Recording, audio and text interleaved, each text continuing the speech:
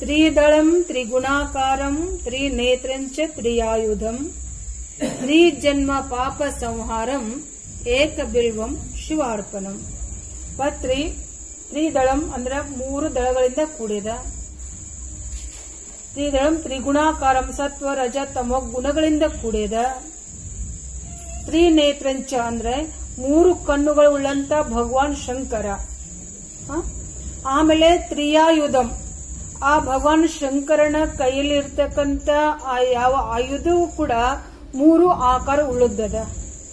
ಹೀಗೆ 3 ದಳಗಳಿಂದ ಕೂಡಿಕೊಂಡಿರತಕ್ಕಂಥ ಒಂದ್ವ ಬಿಲ್ವ ಪತ್ರೆಯನ್ನ ಭಕ್ತಿ ಪೂರ್ವಕವಾಗಿ ಭಗವಾನ್ ಶಂಕರನಿಗೆ ನಾವು ಅರ್ಪಣೆ ಮಾಡುವುದರಿಂದ ನಾವು ಮಾಡಿರ್ತಕ್ಕಂಥ 3 ಜನ್ಮಗಳಲ್ಲಿ ಮಾಡಿರ್ತಕ್ಕಂಥ ಪಾಪ ಕರ್ಮ ಸಂಪೂರ್ಣವಾಗಿ ನಾಶ ಆಗಿ ಹೋಗ್ತದೆ.